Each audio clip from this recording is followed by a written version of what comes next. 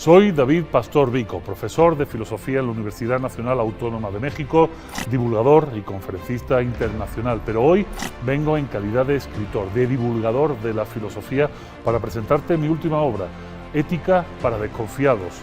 En este mundo en el que parece que los problemas sociales se ponen uno encima del otro y donde cada uno rema para su lado en un ambiente individualista y nada confiado, te presento una herramienta útil, pues la ética es de todas las disciplinas de la filosofía la única realmente práctica, la que te puede servir para salir precisamente de esos problemas. A través del diálogo con la amistad, el encuentro con la autosuficiencia y el entendimiento de qué es ser libre, podemos trabajar y superar los problemas que acontecen. Bienvenidos a este evento. Muy buenos días a todas, buenos días a todos. Es un placer poder estar aquí reunidos. Sé que habéis hecho un esfuerzo enorme en venir hasta tan lejos, para mí lejísimos. Yo vivo en el sur de la ciudad y casi he tenido que sacar un par de visas para llegar a esta parte, ¿no? Os agradezco mucho vuestra presencia. Es sábado, cualquiera querría estar en casa viendo la tele y no escuchando a un filósofo, y menos a alguien tan poco atractivo como yo. Pero significa que o tienen ustedes muy mal gusto o realmente tienen un espíritu sacrificial digno de aplauso. Para mí es un placer estar en esta universidad, hablaros de mi libro, hacer la primera presentación presencial con público que no viene obligado, aunque alguno seguramente habrá sido amablemente acarreado. No se preocupen, voy a hacer que las 5 horas que esto dure sea amable para todo el mundo, ¿de acuerdo? Que nadie se preocupe, seguramente la universidad habrá preparado unos bocadillos y algo para que no mueran de inanición. Verán, el libro se presentó, Ética para desconfiados, hace no más de un mes. Era víspera del Día de Muertos, cuando sale el libro, y a partir de ese momento entro en un carrusel de entrevistas a medios de comunicación. En menos de 2 semanas tuve el honor de atender a 65 medios de comunicación. 65 medios de comunicación a los que Planeta había tenido el gusto de enviarles mi libro con mucho tiempo de anticipación para que se lo leyeran, para que lo disfrutaran. No solo para que lo ojearan o vieran la portada, sino que se tomaran el gusto de hacerme preguntas importantes, sesudas, de esas que nos gustan a los filósofos, ¿no? Sin embargo, de las 65 personas que vinieron, más de 40 me hicieron siempre la misma pregunta. Ética para desconfiados, ¿por qué? A ver, cuéntanos. Cuando te dicen eso, sabes inmediatamente que la persona que te está haciendo la pregunta no se ha leído el libro. No solo no se ha leído el libro, sino que ni siquiera lo ha abierto, que no se ha tomado la molestia de meterse ahí. Cuando un medio de comunicación te pregunta eso, sea cual sea, del color que sea y del gramaje que sea, ya sea virtual, digital, en papel, en radio, en televisión, tienes varias opciones. Una, decirle, no te has leído el libro, ¿verdad? Y la otra es ser muy amable, poner tu mejor cara y darle una explicación medianamente decente en el poco tiempo que tienes para atender a este medio de comunicación. Normalmente unos 15 minutos aproximadamente, y si tienes mucha suerte te vas a media hora o 25 minutos. Eso la gente de prensa de Planeta lo sabe muy bien porque te tienen en maratón constantemente. Sin embargo, como la mayoría de los que estáis aquí, quiero intuir que de las 800.000 personas que hoy han venido a esta presentación no se han leído el libro porque vienen a la presentación, y yo espero que acaben comprándose el libro y además yo firmándoselo, pues tengo que deciros, ética para desconfiados, ¿por qué? Pero como os tengo cautivos aquí y han apagado las luces y si intentáis salir corriendo os vais a partir la cara a las escaleras, esto lo estoy diciendo para que ya no salgáis corriendo y os quedéis aquí sentados, o sea, os tengo cautivo las próximas 5 horas, os voy a explicar qué significa esto de ética para desconfiados, para que lo puedan entender bien y entonces no solo compren uno, sino que compren 10 o 12 libros y que haya gente al final que diga dónde lo puedo comprar, que ya se han quedado sin existencias. Verán, hay 2 cosas importantes que explicar. Uno, que qué narices es eso de la ética, que para mucha gente es esa asignatura cómoda y facilona que te ponen en prepa, ¿verdad? Y que muchas veces si no viene el profesor te mandan a jugar al fútbol, no pasa nada. Y la otra es eso de los desconfiados. Yo voy a empezar por los desconfiados y después nos vamos a la ética, ¿de acuerdo? Habéis visto un vídeo mío, el que haya tenido el gusto de ver la entrada fantástica, que está publicado desde hace 3 días en las redes sociales de Humanitas Transcendi, donde han sacado una parte muy jugosa. Me acaban de destrozar la mitad de la presentación. Yo quería explicaros qué es esto de confiar y no sé qué, y salgo en un vídeo diciéndolo, entonces no tiene sentido repetirlo. Pero lo voy a hacer de una manera diferente. Cuando yo escribo un libro de ética, lo primero que tengo que plantearme es quién lo va a leer. Normalmente hay dos públicos para este libro. Esto os estoy haciendo un spoiler de las primeras 100 páginas del libro. Hay dos públicos. Uno son profesores o gente ya talludita que eso de la ética le da buen rollo y no le da grima, porque en su vida se ha acercado a libros como Ética para Amador o otro tipo de literatura y la verdad le agrada leer sobre ética. Y después hay otra parte del público que es la más desfavorecida, que es la parte más joven, que es la parte a la que su profesor, que se ha leído el libro, le dice, y ahora vas y te lo compras y te lo lees. Y no solo te lo vas a leer, sino además quiero que me hagas un resumen, quiero que hagas debates en clase, quiero que hagas un trabajo de manualidades, etcétera, etcétera, etcétera. Para ese público en especial es para el que yo escribo un libro de ética. ¿Por qué un libro de ética? ¿Es que es una materia del bachillerato? No, miren ustedes. La ética va mucho más allá de una materia del bachillerato o de una materia que en muchos casos se convierte en transversal en algunas universidades que tienen el buen gusto de acercarse y de tomar esta cuestión de la ética y de la axiología como algo necesario para sus estudiantes. La ética, para que lo entiendan ya a partir de ahora y podamos tener un debate jugoso, hay dos formas de entenderla. Una, la académica. ¿La académica qué es? Bueno, pues es la disciplina que estudia la moral o las morales. Eso en filosofía en la facultad es lo primero que te dicen. Sin embargo, la ética, para que también podamos estructurar la cabeza, es el modo de relación de los animales humanos. Y esto es importante hacer la definición y ponerlo de animales humanos. Porque el animal humano, vosotros, yo, quizás yo más humano que ustedes, pero porque peso 140 kilos y no creo que haya nadie que supere aquí honrosamente los 120, entonces yo soy 20 kilos más humano.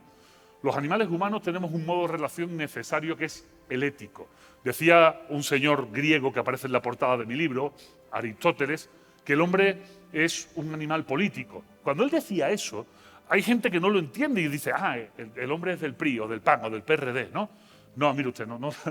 Afortunadamente a Aristóteles no le tocó vivir esto, ¿no?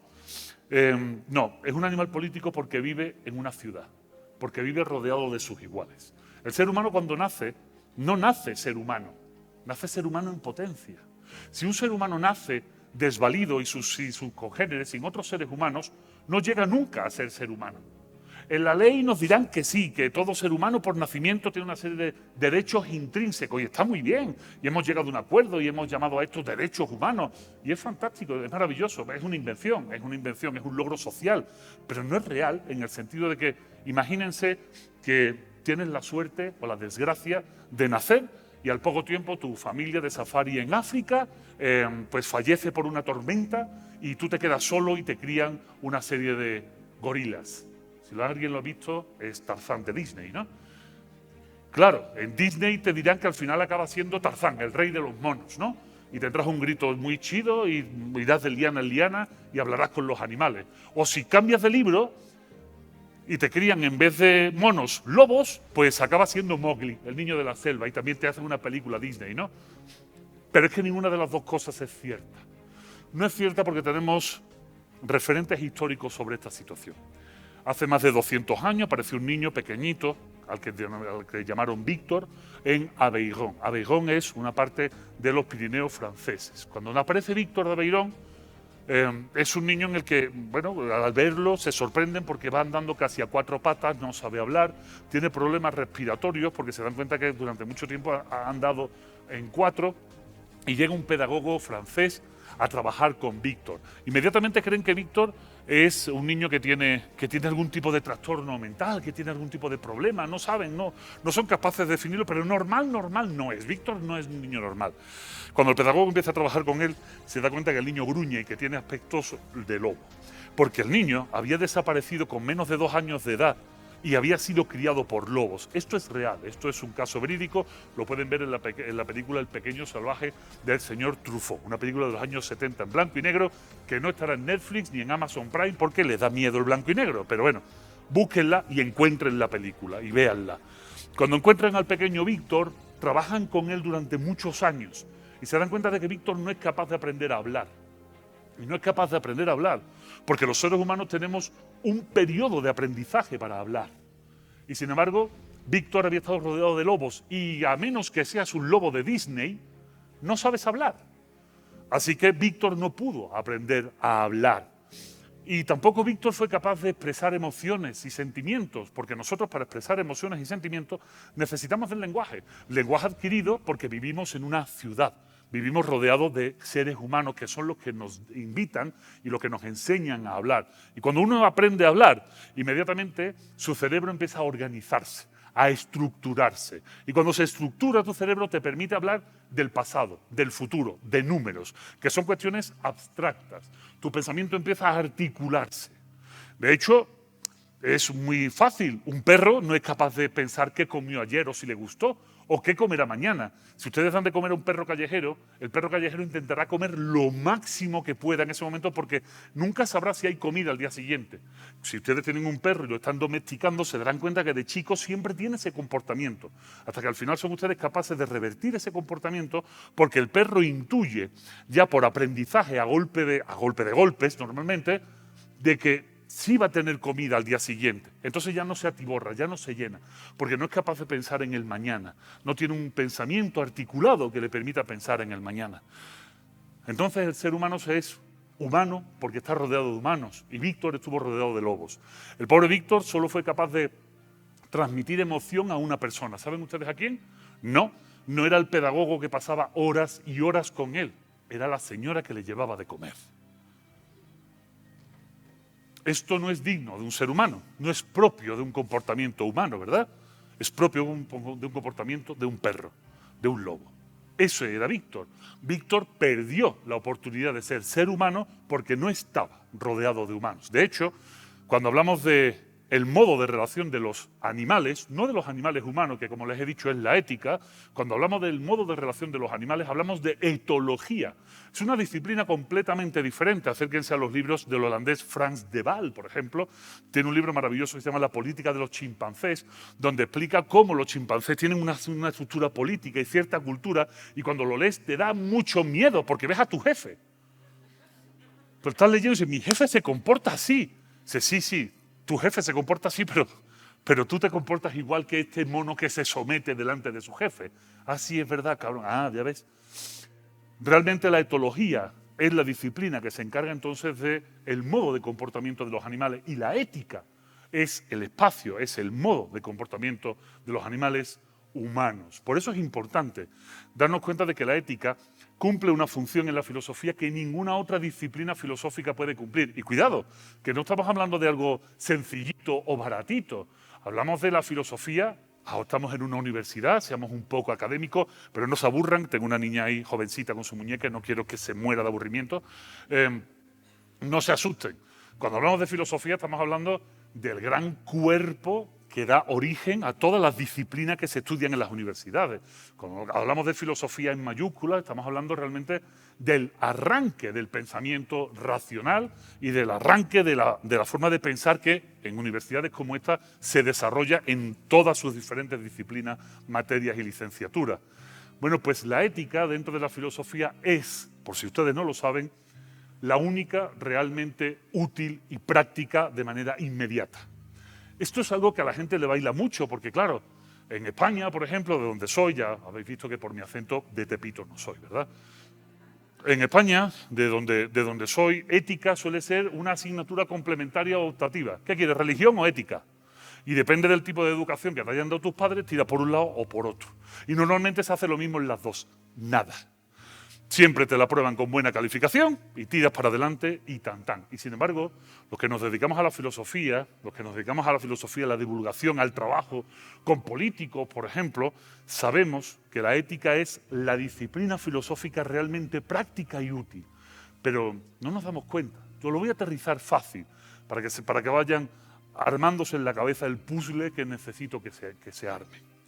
En el prólogo de mi libro, de este libro que os estoy presentando hoy, está una de las mejores plumas hablando de filosofía en lengua española del mundo. No es la mía, desgraciadamente, es la de José Antonio Marina. José Antonio Marina es, ahora mismo, para mí, uno de los filósofos más importantes y más relevantes que hay en lengua española en el mundo.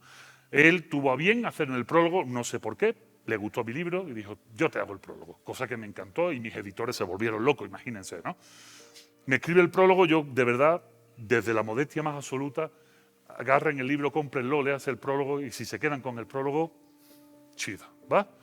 Porque ya ahí tienen ustedes un conocimiento absoluto. Y dice José Antonio Marina, fíjense la capacidad que tiene este señor en 2 páginas y yo escribiendo 224, ¿no? Dice José Antonio Marina, los grandes problemas del mundo, los actuales, los que todos estamos viviendo, no son problemas políticos, aunque tengamos la sensación de que son problemas políticos. No son problemas económicos, aunque tengamos la sensación de que son problemas económicos. No son problemas científicos, aunque tengamos la sensación de que la ciencia tiene que dar solución de alguna manera, por ejemplo, al cambio climático, este tipo de cosas. No son ni siquiera problemas sociológicos, son problemas éticos. ¿Y por qué son problemas éticos? Pues son problemas éticos porque son problemas que atañen a algo muy importante, a la capacidad de decidir y de elegir de cada uno de nosotros. Porque atañen a la voluntad. Y la voluntad es un aspecto del carácter del ser humano. ¿Y desde dónde se trabaja la voluntad, la elección o la decisión? Desde la ética. Los problemas del mundo entonces no son problemas económicos ni políticos, nada de eso. Son problemas éticos. Y son problemas que nos atañen a todos por vivir con todos, por ser animales humanos rodeados de humanos. Si ya empezamos a entender eso, nos damos cuenta de la importancia de que se hable de ética. Sin embargo, los seres humanos nos dan mucho miedo los propios seres humanos. Esta es otra realidad y ahí me voy acercando a la segunda parte de esta conferencia de 5 horas. Ya ven que mi forma de contar las horas es muy diferente, que es el tema de la desconfianza. Verán, cuando los seres humanos nos juntamos en bolita, resulta que empezamos a desconfiar los unos de los otros. Eso se llama incertidumbre. ¿Qué es la incertidumbre? La incertidumbre es no tener certeza de algo. ¿Y tener miedo qué es? Pues el miedo es la angustia ante una posibilidad real o no a la que tememos. Esa angustia ante ese hecho que parece que nos va a atacar nos genera miedo. Y ese miedo y esa incertidumbre hace que nos empecemos a despegar los unos de los otros. Si se fijan, si se encendieran las luces ahora mismo, a menos que me hayan acarreado 400 personas, que no es el caso, cuando se enciendan las luces, observen cómo están sentados. Se darán cuenta que, a menos que tengan un interés brutal por escucharme, y están aquí, la mayoría de la gente está sentado a 3, 4, 5 asientos de diferencia los unos de los otros, porque no se conocen y es una zona de seguridad, es una zona de confort. De hecho, si esta charla no la estuviese haciendo aquí, sino la estuviese haciendo en una tribu Yanomami y les dijeran a los Yanomami, viene un señor a hablarnos de algo muy importante, que es bueno para nuestra vida, que tenéis que entender y que tenéis que interiorizar, ¿sabréis qué habría pasado? Que se habrían peleado todos por estar sentados en primera fila. Pues es lo lógico. Es lo lógico porque es algo importante, es algo necesario para mi vida. Va a venir un señor a hablarme de eso, no me quiero perder absolutamente nada. Sin embargo, nuestro comportamiento no es ese. Nuestro comportamiento es separarnos, apartarnos los unos de los otros, montarnos en un avión y mirar inmediatamente, en cuanto cierran las puertas, qué asientos se han quedado vacíos para levantarnos y sentarnos ahí y hacer el viaje solitos y que nadie nos moleste, perdiendo quizás la oportunidad de hablar con alguien o de olerle el sobaco, depende de la situación en la que nos encontremos en ese momento. Así funcionamos, pero así funcionamos aquí y ahora, no siempre se ha funcionado así. ¿Sabéis por qué no siempre se ha funcionado así? Porque en nuestro origen, cuando hablamos del origen tribal del ser humano, tenemos que ser conscientes de una cosa. Todos los que estamos hoy aquí vivimos en la vanguardia del tiempo. O sea, estamos viviendo en el momento más adelantado y más inmediato de la civilización humana. Un minuto, un segundo, ya estamos en la vanguardia. Ya estamos mucho más adelante de cuando empecé a hablar hace 10 minutos. Y tenemos esa sensación de que al vivir en la vanguardia vivimos en el mejor de los momentos posibles, o en el único momento posible, en el mío, el momento chido. ¿Por qué? Porque yo estoy aquí. Y si me muero, pues ya no es chido. Chido porque yo estoy aquí. Si se muere el vecino, pues da igual. Lo importante es que yo sigo aquí. Sin embargo, desde que el ser humano es ser humano, hace entre 300 y 200.000 años, para que nos hagamos un poco de composición de lugar, no siempre hemos vivido así. De hecho, esta forma de separación, de atomización del público en una sala es tremendamente moderno, tremendamente moderno. De hecho, lo normal habría sido, durante esos 200.000 años, que todo el mundo se agrupara delante. Cuando vivíamos en tribu existía un pegamento y sigue existiendo porque llevamos 200.000 años viviendo así, nuestro cerebro necesita que esto sea así y nuestra forma de entender el mundo necesita que esto sea así. Había un pegamento dentro de la ética que se llama confianza.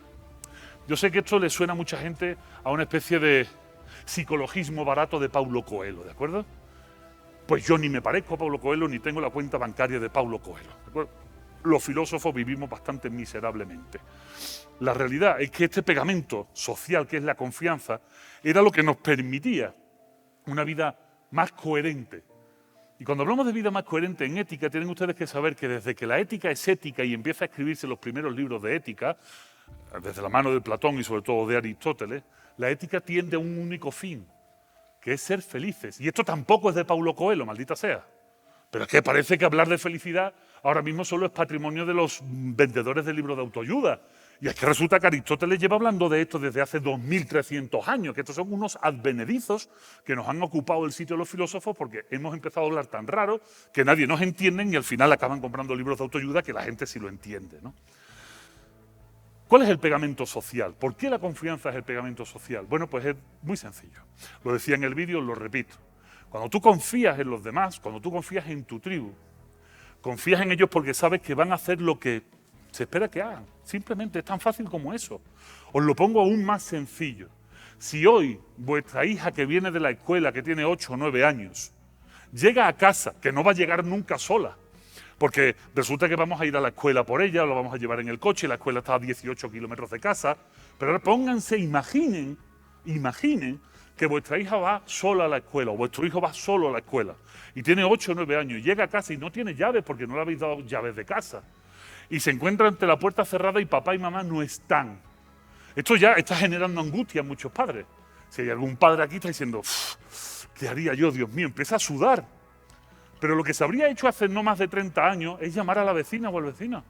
Oye, mira que no puedo estar en casa, que va a salir una emergencia, mi hija va a llegar de la escuela, estate pendiente, y en cuanto llegan, pues métela en tu casa y darle de comer a mi hija. Hoy en día esto suena a ciencia ficción. Esto es más revolucionario que el juego del calamar, ¿de acuerdo? Y sin embargo, esto era la lógica más absoluta en cualquier padre o madre de familia en los últimos 200.000 años. Ojo, no en los últimos 30 años, no, 200.000 años era lo lógico. ¿Por qué? Porque tu vecino, porque la persona con la que tú convives, con la que tú te encuentras todos los días cuando vas a comprar tortillas, a comprar el pan, a comprar la carne, es la persona con la que convives cuando vas. Ah, es que ya eso no pasa. Ya eso no pasa, ya no está pasando. Y ya no está pasando porque se ha instaurado en nuestra forma de pensar en este siglo XX, sobre todo a finales del siglo XX, a partir de ciertos eventos que ocurrieron entre el año 1989 y el año 2001, el año 91 y 92, se ha instalado cierto sentimiento de individualismo, no el que habla el señor presidente, sino el de verdad, el de sentirse cada uno mejor que el otro. Este sentimiento de sentirnos mejor que otro va de la mano de muchas cosas que sucedieron que no tenemos tiempo, porque ahí sí tardaría 5 horas en explicároslo. Va de la mano de muchas cuestiones históricas, pero la realidad de este sentimiento de individualismo, de creernos mejor que los demás, lo que nos ha llevado, pero nos ha llevado corriendo y a toda velocidad, es a una situación, sobre todo en Latinoamérica, de desconfiar inmediatamente del vecino.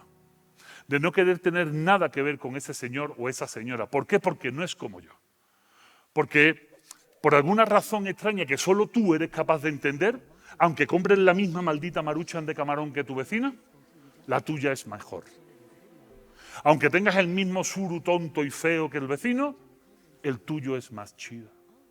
Tienes esa sensación que aunque los dos hayáis comprado la televisión en el Electra a cómodos plazos durante 200 años, tu televisión es mejor que la del vecino. Y así vas jugando. Por eso no llevas al niño o a tu hijo al mismo colegio que el vecino. Porque tienes que llevarlo a un colegio mejor. Porque tu hijo vale más. Y entonces te desplazas 20 kilómetros todos los días para llevar a tu hijo al colegio. Esto está muy bonito. No, mi hijo lo llevo al colegio británico. No, mi hijo va al liceo francés. Está precioso. El problema es que está a 20 kilómetros de tu casa. De tal manera que cuando tu hijo o tu hija sale de casa, lo normal de los niños es que jueguen. ¿Pero con quién va a jugar? ¿Con los vecinos con los que no conoce o con los compañeros de la escuela que está a 20 kilómetros? Pues no va a jugar. Va a llegar a tu casa, se va a encerrar en casa y como a ti te da penita porque es tu hijo, pero tu vida es muy importante, porque tienes muchas cosas que hacer, en vez de prestarle atención a tu hijo, le compras un iPad. Y solucionamos el problema. Y entonces tiene la PlayStation 4 conectado con una red de 100 megas por segundo y puede jugar, por supuesto, con su amigo de Corea del Sur. De Corea del Norte no sabe ni siquiera lo que es Internet. Y ahí los tiene jugando magnífico. Esto que os estoy diciendo de una manera jocosa tiene unos datos oficiales. Se llama índice de confianza interpersonal. El índice de confianza interpersonal no es algo nuevo. Pues puede sonar nuevo a ustedes, pero no es algo nuevo. Se empezó a desarrollar en los años 40 en Alemania. Fue una socióloga, de hecho afiliada al partido nazi, la que empieza a desarrollar este concepto de confianza interpersonal. Y ella es la que plantea cómo medir la confianza. ¿Sabéis cómo es? Con una pregunta de lo más estúpido y tonta. La pregunta es, ¿crees que se puede confiar en los demás? Si dices que sí, tienes un dato positivo. Si dices que no, tienes un dato negativo. En México la primera vez que se hace esto es en los años 90, ya por el año 96. Es la primera vez que se mide el índice de confianza interpersonal en México. Estaba por encima del 30%. Más del 30% de los mexicanos decía que sí se podía confiar en los demás. De tal manera que todavía en esa época, si tu hijo llegaba de la escuela, podías llamar al vecino, recogía a tu hijo, se quedaba con tu hijo, tú ya llegabas a casa y le decías, ¿has comido bien? Sí. ¿Qué te ha dado de comer? Pregunta de madre absoluta. Y si te ha dado algo de comer que es igual que lo que tú haces, ¿quién cocina mejor? Esto es un pedo moral, ¿eh? Porque ahí es donde aparecen nuestros hijos el primer momento de tener que decidir y elegir. Ética. ¿Qué tienes que decidir y elegir? ¿Decir la verdad? ¿Decir una mentira? ¿O mirar al techo? ¿Por qué? Porque si dices una mentira está mal. Mamá, tu comida está mucho mejor que la de la vecina. Reconforta mucho a tu madre, se siente mucho mejor y dice, por supuesto, ya lo sabía. Pero tú sabes que estás mintiendo. La otra opción es decir, muy X, mamá, muy X, que en el fondo es como no decir nada. Y la otra opción es decir la verdad. Y tu madre te ha dicho, a mí dime siempre la verdad. ¿Sabes qué pasa si le dices la verdad a tu madre, no? Que durante el resto de tu vida, cada vez que te ponga el plato de comida, te dirá, a ver si te gusta y si no, que te lo haga la vecina. Ese es el primer dilema moral al que un niño se puede enfrentar. Sin embargo, no va a suceder. ¿Por qué?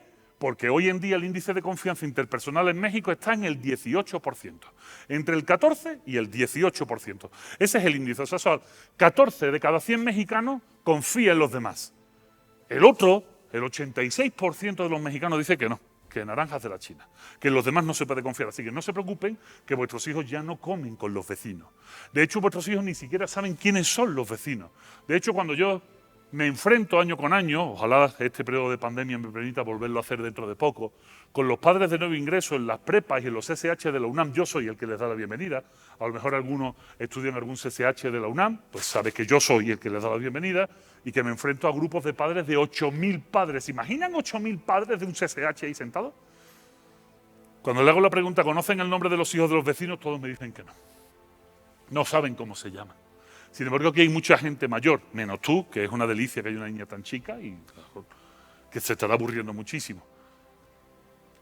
Ustedes, que ya tienen años, veo que hay canas aquí, ustedes recuerdan perfectamente el nombre de los hijos de los vecinos porque eran los niños con los que ustedes jugaban cuando eran chicos. Y ustedes recuerdan perfectamente sus nombres, y no solo sus nombres, sino cómo cocinaban sus madres, ¿verdad? Porque de vez en cuando te tocaba una quesadilla en casa del vecino, e ibas. Esto ya cambió. Y cambió por esa sensación individualista de creernos mejor que los demás, que en el fondo no es más que una idea advenediza que ha provocado una situación de fractura social. Fractura social, ¿por qué? Y voy rápido para explicaros otras cosas más importantes. En 1968, un grupo de sociólogos norteamericanos, que de esto saben mucho, rescataron este tema del índice de confianza interpersonal. Y dijeron, ¿qué hay aquí? ¿Por qué es esto importante? Descubrieron que cuando una sociedad tiene un alto índice de confianza interpersonal, o sea, que la gente de esa nación confía en sus compatriotas, confía en sus vecinos, resulta que es un país democráticamente más sano. ¿Por qué? Porque al confiar los unos en los otros, hablan. Hablar es algo propio de los animales humanos. ¿Recuerdan? Los animales que viven con otros animales humanos, que aprenden a hablar porque otros animales humanos les enseñan a hablar. Es propio de nosotros que hablemos. Por eso nos encanta estar aquí sentados hoy escuchándome, aunque no les guste lo que les digo, aunque no sea la mejor presencia para ver un sábado por la mañana, Pero nos encanta porque nos encantan que nos hablen y después nos encanta hablar nosotros. Y no hacerlo por Zoom, que a mí ya me da asco. Veo la lucecita de la webcam y me entra sarpullido en los ojos. Un país que habla es un país políticamente activo. Y políticamente activo no significa que todos sean de un partido político. Significa que hablan los vecinos y dicen, oye, no hay luz en la calle. Oh, pues vamos a hablar con el delegado de turno para que nos pongan luz. Oye, hay un lote baldío en la esquina de la calle. Oye, pues vamos a hablar con el delegado para que pongan un parque y no un maldito Oxxo. Eso es ser políticamente activo. Descubrieron los norteamericanos en 1968 que un país donde hay un alto índice de confianza interpersonal es un país con menos corrupción. ¿Por qué? Pues porque como hay más actividad política y todo el mundo participa de la vida política, también ve hacia dónde va el dinero. Y si todo el mundo ve hacia dónde va el dinero, no se produce eso que los latinos llaman corrompere. O sea, romper entre dos. Porque no es solo el político el corrupto, sino el pueblo que nombra al político también es corrupto. ¡Ay, Vico, qué dice, por Dios! Claro, vamos a ver. Os lo pongo al revés. ¿Ustedes creen que en un país donde no exista la corrupción puede haber políticos corruptos? Pues denle la vuelta y ya tenemos lo que tenemos. Hay políticos corruptos porque todos estamos corruptos, de tal manera que los políticos no son más que una muestra representativa de la población. En un país donde hay un alto índice de confianza interpersonal y muy poca corrupción, porque todo el mundo ve lo que hace todo el mundo y todo el mundo habla con todo el mundo, de tal manera que la información fluye. Se ven en qué se gastan los dineros, hacia dónde van las cosas. La tercera pata, y estoy en una universidad, es que un país con un alto índice de confianza interpersonal resulta que es un país más inteligente. ¡Mierda! ¿Por qué es más inteligente? ¿Saben ustedes por qué? ¿Recuerdan a Víctor el pequeño salvaje? Víctor de Aveirón. Víctor no tenía un pensamiento formado, era un pensamiento de impulsos. Él tenía hambre, mostraba hambre. Él tenía miedo, mostraba miedo. No podía pensar. No tenía un pensamiento articulado. ¿Por qué? Porque no le habían enseñado a hablar. No había podido construir su cerebro. La plástica de su cerebro no se había podido moldear al hecho de pensar. Si hablamos mucho entre nosotros, pensamos mejor. Cuanto más hablamos, mejor pensamos. Esto parece una tontería, Vico, no estoy de acuerdo, porque la que vende las tortillas habla muy bien y es muy pendeja. Va. Habla mucho, la señora es tonta, va, de acuerdo. Sin embargo, ¿dónde nace el pensamiento filosófico? En Grecia. ¿Por dónde se extiende? Por el Mediterráneo. ¿Saben ustedes por qué? Por el clima. El clima mediterráneo es un clima beneficioso. Es un clima apto para la vida en la calle. ¿Dónde transcurren las obras de Platón? ¿Alguien se acuerda? En la calle, hablando, paseando por el puerto del Pireo, paseando por el Ágora en Atenas, paseando, hablando. El pensamiento, la filosofía surge de hablar. De ahí que a Aristóteles se le llama en su escuela los peripatéticos, porque andaban y hablaban a la vez. Peripateín significa andar. En mi tierra también, dar un pateo, andar. Así que resulta que tienen razón, que cuanto más confiamos en los demás, más nos comunicamos y al comunicarnos somos más listos. Todavía eso nos queda claro, pero ahora os lo voy a explicar y vamos a escuchar el crujir de dientes. Y resulta que en 1968 los norteamericanos llegaron a otra conclusión. Cuanto mayor es el índice de confianza interpersonal de los seres humanos, más felices son. ¡Puf! Paulo Coelho ya aparece por aquí. Más felices son. Claro, vivimos mejor democráticamente, no hay corrupción, somos más inteligentes, ¡tatán! Somos más felices. ¿Por qué? Porque decía Aristóteles que la felicidad no es una meta. La felicidad no se alcanza. Esto nos lo han vendido el marketing, nos lo ha vendido los coaches ontológicos, nos lo ha vendido el mindfulness, nos lo ha vendido todos esos que han sustituido los libros de filosofía en el Sandbox. Y ahora pone autoayuda. Porque somos idiotas los filósofos y hemos escrito solo para nosotros. Y no hemos escrito para quien tiene que leer esos libros, que son ustedes, los desconfiados. De tal manera que nos han ocupado nuestro lugar. Pues miren ustedes, la felicidad es una parcela de la ética, es un desarrollo de la filosofía, la eudeimonía, el buen duende, el buen ángel. En Andalucía decimos el ángel. En Francia le llaman el esprit. En cada sitio le ponen un nombre y es vivir bien. La filosofía y la ética lo que promueve es que vivamos bien. Y sabe que para vivir bien tenemos que vivir juntos y confiar los unos en los otros. Y hay herramientas para eso. El bueno de Aristóteles te dice, nunca confíes en un ser humano que no tiene amigos. Ahora resulta que la filosofía también es autoayuda. No, al revés. Resulta que Aristóteles dedica a su hijo Nicómaco el primer libro de ética directo. Desde ahí todos nos hemos copiado. Ética para Amador, ética para Náufrago, ética para Panchito, por Dios no lo lean. Existe, es un libro de catequesis, no lo lean. Ética para desconfiados. A partir de que Aristóteles lo escribió hace 2300 años, todos nos colgamos de ética para, porque es una fórmula que creemos que funciona, aunque sea una estupidez. Aristóteles dedica en este libro 3 capítulos para que su hijo, que se llama Nicómaco, él no tiene la culpa de llamarse así, ¿de acuerdo? Seguro que lo bulearon en la escuela siempre. Nicómaco, todos los chistes del mundo. Escribe 3 capítulos explicándole la importancia de tener amigos. En la ética, tener amigos es fundamental. Hacer el tránsito por la vida en soledad no es tránsito ninguno. Dice un sabio de mi tierra, Antonio Machado, en un libro que se titula El Juan de Mairena. Cuando estamos solos, alcanzamos grandes verdades. El problema es que todas son mentiras. No podemos llegar a ninguna verdad estando solos. Necesitamos a los demás. Y los demás son los amigos, en este caso, sobre todo en el tránsito de la juventud. Y los amigos son los que te permiten ser feliz, porque te recuerda Aristóteles. No solo no te fíes de ningún hombre que no tiene amigos, sino que aquel que no tiene amigos nunca podrá llegar a ser feliz. Así de tajante es un señor que escribe hace 2300 años. Y yo me lo creo, yo me lo creo. Yo me lo creo porque resulta que los estadounidenses del año 68 también lo dijeron. Un país con un alto índice de confianza interpersonal es un país donde la gente es más feliz. En México estamos entre el 14 y el 18% de confianza interpersonal. Perdónenme el latín, pero ese dato es una mierda. Esto es un latín avanzado, pero todos lo conocen. Ahora vámonos al punto opuesto del planeta. No opuesto geográficamente porque sería el Océano Índico y ahí no hay ningún país. Nos vamos a Suecia, Noruega, Dinamarca, Finlandia. El sitio donde todos los que nos dedicamos a la docencia, cada vez que hablamos de él, nos tenemos que poner la mano en el pecho como quien oye un himno nacional. En Finlandia el índice de confianza interpersonal está ahora mismo en el 86% de la población. El antagonista de México. Ellos, el 86% de los finlandeses dicen que se puede confiar en sus vecinos. ¿Sabéis cuál es la sorpresa? La sorpresa es que este tipo de países, Suecia, Noruega, Finlandia, Dinamarca, son países donde tienen las democracias más sanas del mundo. Vaya, tenían razón los gringos.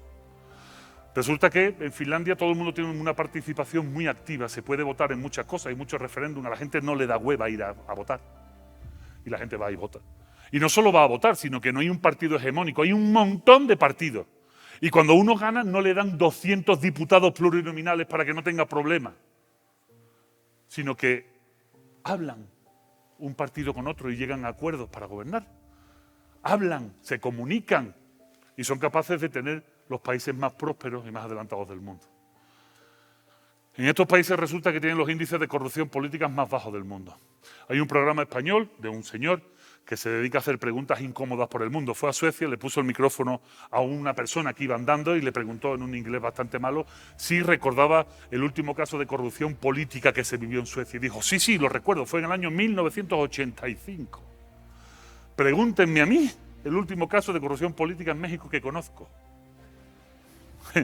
Habría que coger el Twitter, ¿verdad? Pero el timeline refresca, este es el último caso de corrupción.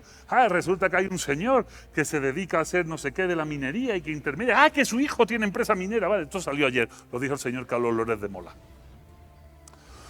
Va a ser que los norteamericanos tienen razón. Resulta que Finlandia ocupa el primer puesto en los informes PISA, que son los informes de evaluación sobre el rendimiento académico de sus alumnos. Algunos me dirán, no, es Corea del Sur, es Taiwán, sí, pero allí los jóvenes se suicidan. En Finlandia se suicidan los viejos, pero es por otra cosa, y que ahora os explicaré por qué. Resulta que los adelantos en Finlandia en materia educativa son tan altos, que han roto las estadísticas y ha provocado que muchos países, sobre todo del orden oriental, quieran competir con Finlandia. ¿Y cómo compiten con Finlandia? ¿Con el modelo finlandés? No, con el modelo individualista de la competitividad entre alumnos. De tal manera que Japón tiene el índice más alto de suicidios en septiembre, que son los exámenes de ingreso a las universidades. Y se matan como chinches porque la presión que hay sobre los alumnos es tan demoledora que no lo soportan y se rompen. De hecho, en Japón existe una cosa que se llama el hikikomori. El hikikomori es un joven que, sometido a la presión social de su propia familia y del propio sistema, decide dejar de salir de su recámara. Se encierra en su recámara y ya dice que hasta aquí, mamá. Hay 1 millón de hikikomoris en Japón, 1 millón. Todavía no hay casos aquí en México, pero, perdónenme que sea ángel de mal agüero, los va a haber muy pronto. Porque tenemos los datos de índice de depresión y de ansiedad de nuestros jóvenes después de la pandemia en la UNAM. No se han hecho públicos. Y cuando se hagan públicos, esto va a ser un problema de salud nacional. En Finlandia, los niños juegan de los 0 a los 7 años. No se empieza la primaria hasta los 7 años. Se dan 4 horas de formación reglada en primaria y no hay deberes, no hay tarea para casa. Los niños aprenden jugando y resulta que cuando tienen 18 o 19 años hablan 3 o 4 idiomas, son los más listos del mundo y se reparten por todo el mundo dando cursos, máster, etcétera. Y Finlandia, que es un país miserable en cuestión geopolítica y geográfica, lo que exporta son cerebros. Y para colmo, y esto no es una fuente del Facebook, ni de Instagram, ni ninguna de estas fuentes fiables de información que todos manejamos diariamente desde las pantallas de nuestros celulares, Finlandia por 3er año consecutivo es el país más feliz del mundo según la ONU, no según Pepita ni Aristegui Noticias. Según la ONU, el país más feliz del mundo. A ver, porque, para quien no conozca Finlandia, en Finlandia hace un frío horrible, no esto que ustedes creen tener ahora. ¿De acuerdo? Esto no es frío. Un finlandés estaría como yo, mangas de camisa, enseñando los dedos de los pies, riéndose de todos ustedes. Ese frío de verdad, del de 30 a 40 grados bajo cero en invierno. Esas temperaturas existen y no solo en el Nevado de Toluca, ¿de acuerdo? O sea, eso existe, la nieve hasta aquí.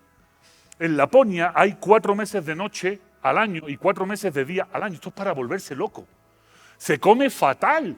No tienen tacos al pastor ni jamón serrano, ¿entiendan? O sea, un país que no tiene o tacos al pastor o jamón serrano se come mal, por definición absoluta. No se come bien, no tienen una buena cultura gastronómica, hace mucho frío, se encierran en su casa. De hecho, es el país donde más gente vive sola. Y también tienen unos índices de depresión y de suicidio altísimos. Normal. ¿Cómo no te vas a deprimir en un país donde en invierno tienes que estar encerrado en tu casa y cuando puedes salir, ¿qué vas a comer? ¿Una hamburguesa? ¡Qué asco! Además producen vodka, ¿de acuerdo? No producen buen vino, no buena cerveza, no, vodka, claro, no pueden producir buen vino porque no tienen lo que tenemos en México. Grandes superficies de cultivo para hacer cebada, tenemos 2 océanos, podemos comer tacos de camarón en Veracruz y podemos comer otros tacos de camarón en Acapulco, que saben totalmente diferentes porque son 2 camarones diferentes. Eso para ellos es ciencia ficción. Y sin embargo es el país más feliz del mundo, según la ONU. Nosotros, por si no lo sabéis, estamos allá por el número 40 y tantos. 40 y tantos, perdón. Eso es una mierda de situación en el ranking. A nadie le dan un premio por ser el 40 y tantos. Al menos estás entre los 3 primeros, ¿no? No. O al menos el último. Esto es un problema ético, nada más. Y por eso escribo un libro que se llama Ética para desconfiados. No escribo éticas para amargados, éticas para bebedores de tequila, no. Ética para desconfiados. Porque nuestro problema es que desconfiamos los unos de los otros. Y eso tiene que revertirse. Y se tiene que revertir por varias cosas. La primera es que cuando somos desconfiados, como somos desconfiados, es que nuestros hijos también son desconfiados. De hecho, el dato de desconfianza en los más jóvenes es abrumadoramente mayor que en los mayores. ¿Por qué? Porque nosotros, los mayores, y señalo a las canas y a las calvas que tengo por aquí, nosotros los mayores somos una generación híbrida. Vivimos la confianza, comimos las quesadillas de la vecina y vivimos la desconfianza porque la provocamos nosotros, ¿de acuerdo?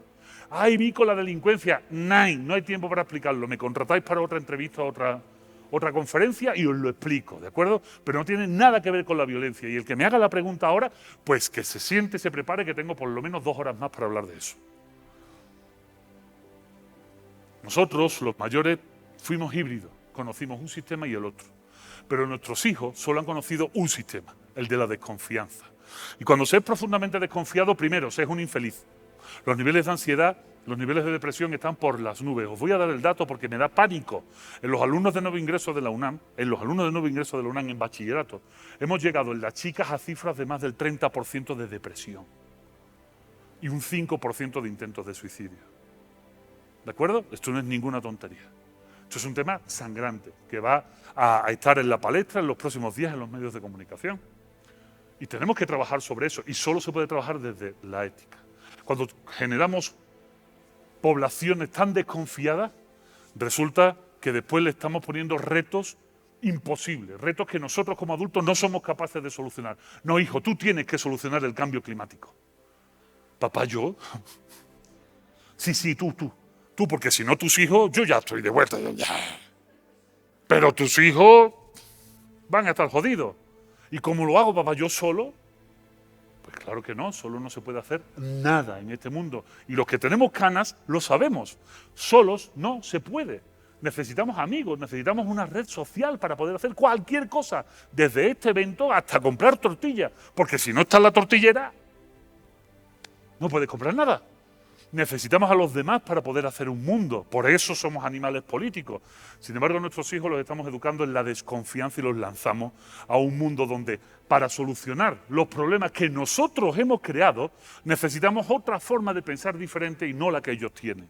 Nos molesta cuando vemos a jóvenes que les llamamos la generación de cristal o de mazapán. A mí esto me da asco. Y les voy a explicar por qué.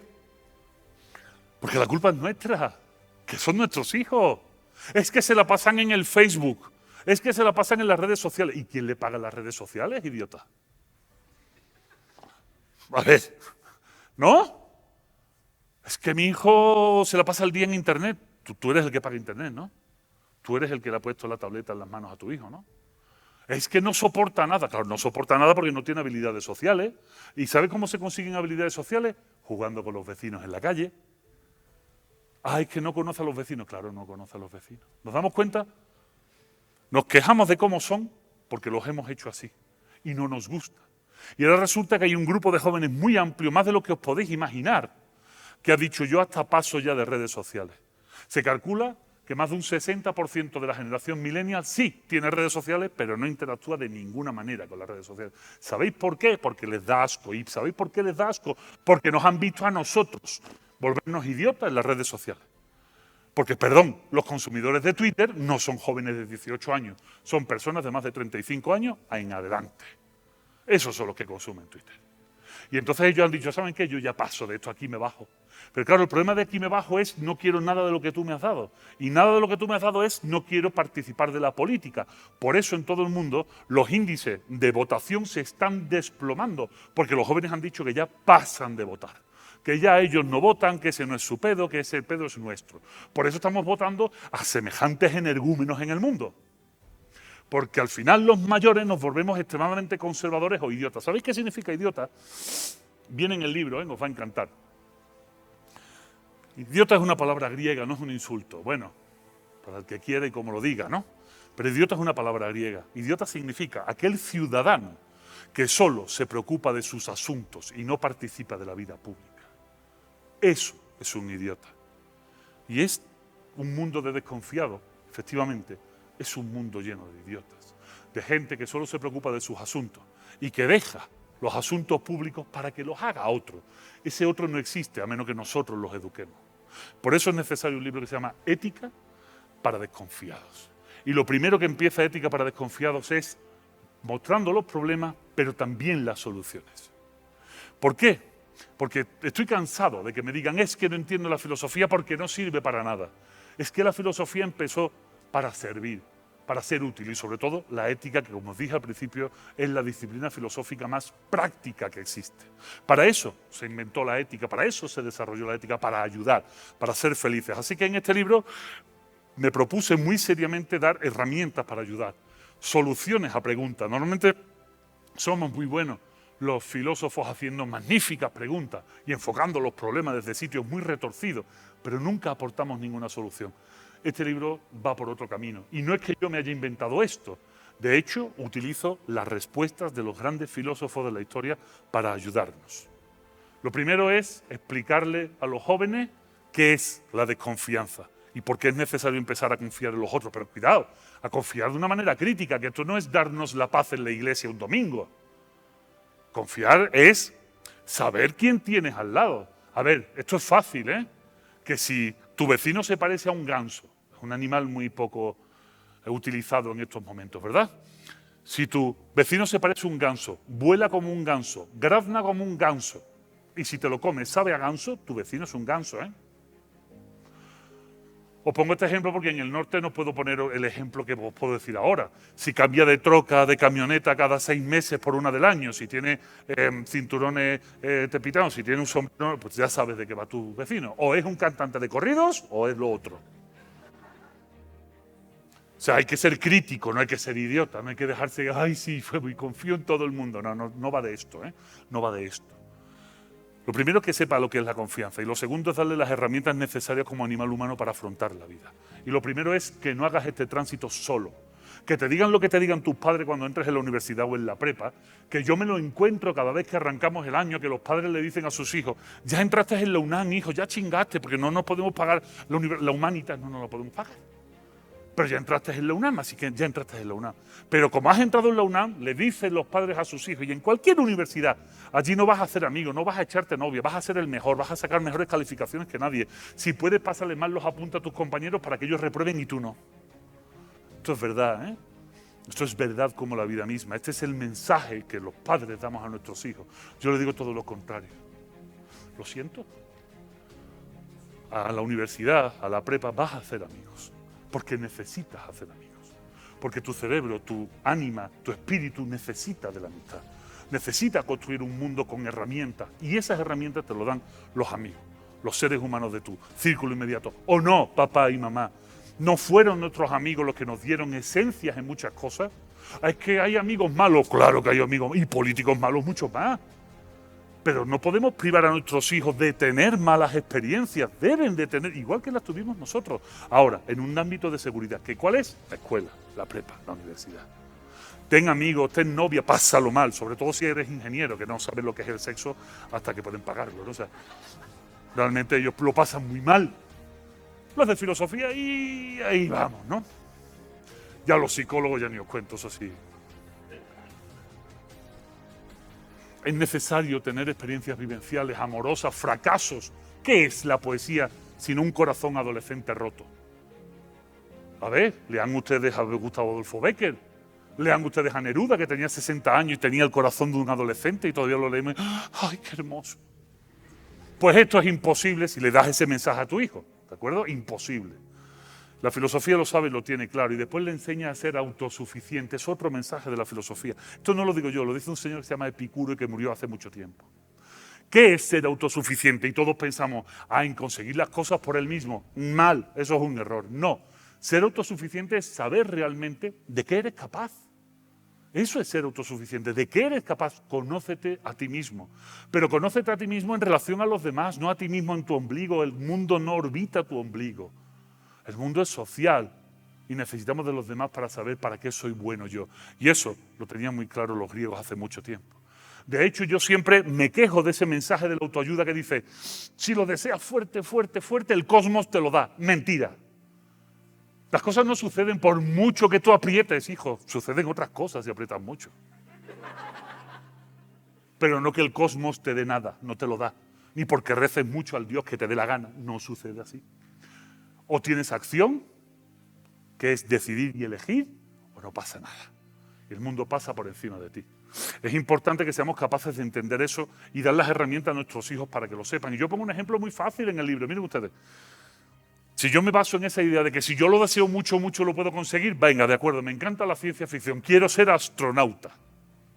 Pero tengo un pedo. ¿Cuál? Que tengo 45 años. No, hay astronautas que han ido con 80 años. Vale, muy bien. No sé inglés. Marico, puedes aprender inglés, no seas así. Esfuérzate, ¿no? Deséalo mucho, mucho y aprendes inglés. ¿Qué narices hace un filósofo en una nave espacial? Bueno, pues tienes tiempo, sácate en 10 años una ingeniería. Échale ganas, tú lo puedes conseguir. Vale, muy bien, estoy gordo. Esto es una obviedad empírica, ¿verdad? Bueno, pues ponte mamalón, tú sabes. Haz ejercicio, sí, chido, tú puedes. Mens sana in corpore sano, otra estupidez, ¿no? Ya os lo explicaré otro día. Pero hay un problema, ¿saben ustedes cuál es? Que mido 2 metros de altura. ¿Y ese qué problema es? Ignorancia. Que los trajes de astronauta llegan a 1,94 m. ¿Saben ustedes? Y valen millones de dólares los trajes de astronauta. Así que tendría que amputarme los pies para ser astronauta. Eso es ser autosuficiente, entender a qué puedes aspirar con realidad. Estamos metiendo a nuestros hijos muchas veces, no, puedes conseguir todo lo que tú quieras. No, mira, todo, no. Pero tampoco hay que ser reduccionista.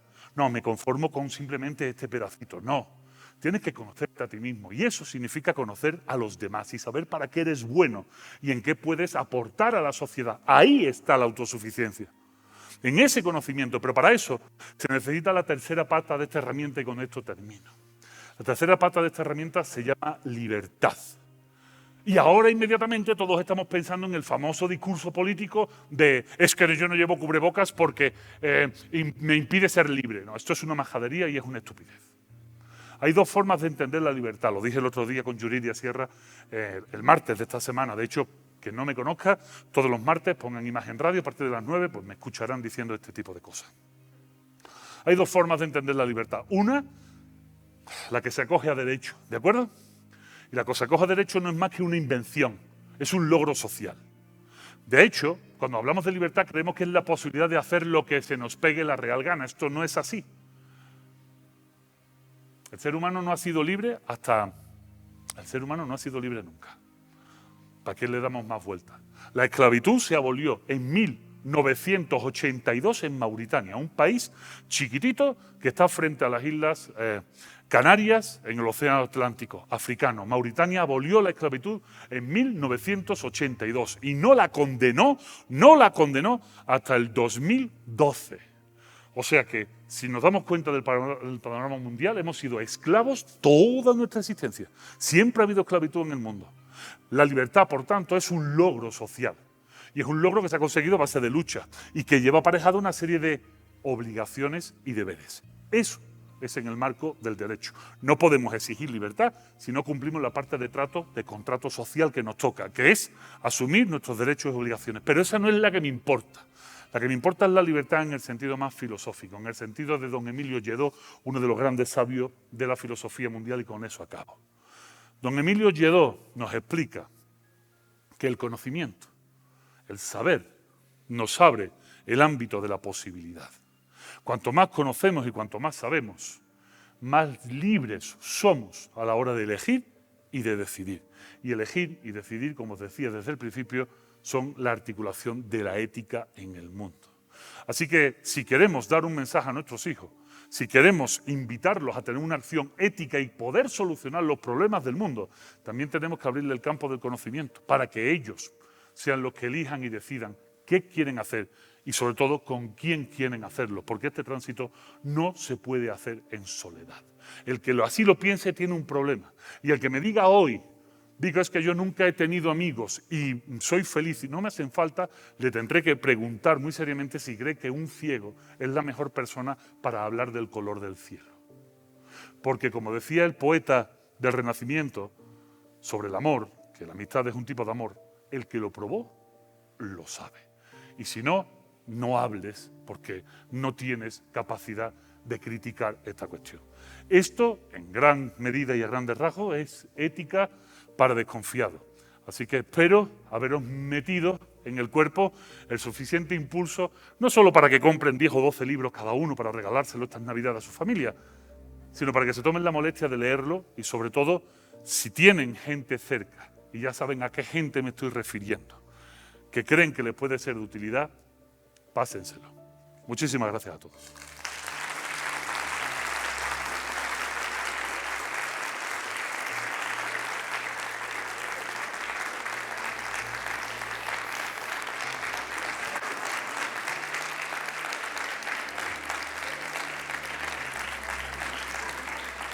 Ahora iniciaremos con la sección de preguntas y respuestas.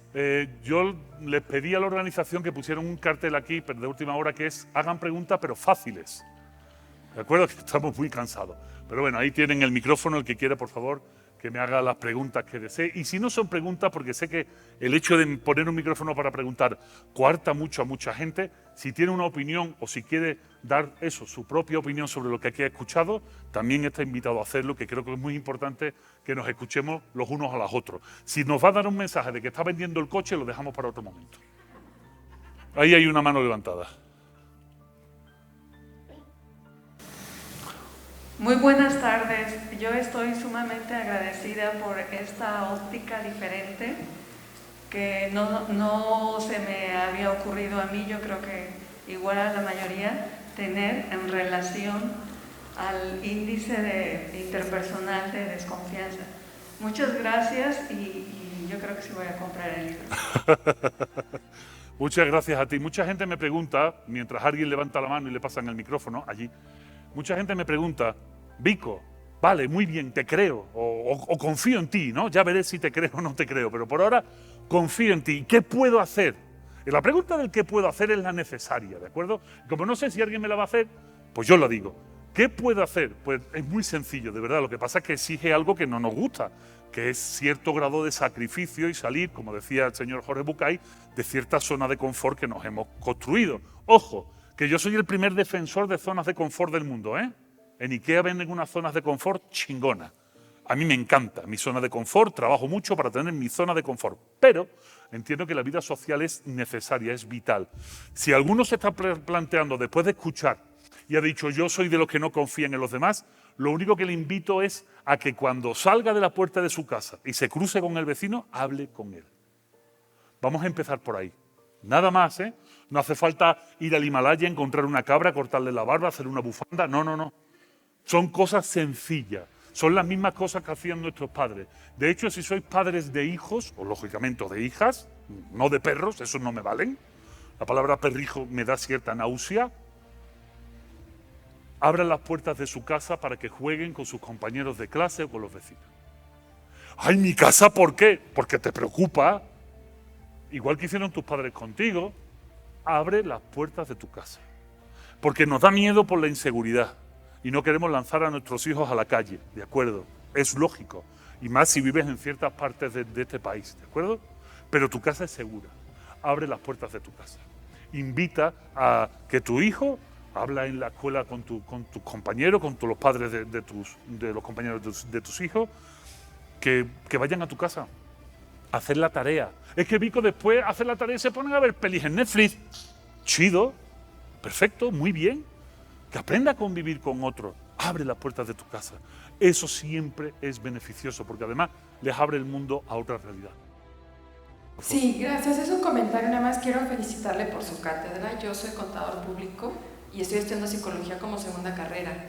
Y la verdad es que confundimos en el medio lo que es la ética y religión, y la verdad es que es un aspecto muy importante, por lo menos en contaduría es mucho el fraude.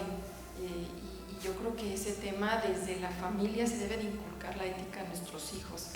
Y yo sí quisiera felicitarlo por esa nueva óptica que nos da en cuanto a la percepción que debemos de inculcar en nuestra familia, en nuestros hijos y en nuestra comunidad. Sí, yo la verdad yo hablo poco con mis vecinos, a lo mejor por falta de tiempo, y ahorita con la pandemia pues es un poco, hay colaboradores que no conozco, que entraron al despacho y no lo conocemos, algunos compañeros incluso del salón, porque no hemos interactuado. Pero creo que ese tema de la ética es sumamente importante y es muy, muy lindo regresar a los principios básicos, ¿no?, de Aristóteles y de Platón. Muchas gracias por compartir su tiempo y seguro hoy también voy a comprar su libro. Muchas gracias, de verdad. ¿Alguien más tiene otra pregunta o otra opinión que dar? Por aquí delante hay una compañera que levanta la mano, ahí detrás. Buenas tardes, Vico. Comentario y pregunta. En primera, me da gusto saber que ya sacaste otro libro. En el 2019 estuve en una presentación contigo para Filosofía de Desconfiados y desde ahí se me olvidó compartirte un cuestionario que me dijiste que te compartiera porque trabajo con mis alumnos desde hace 2 años.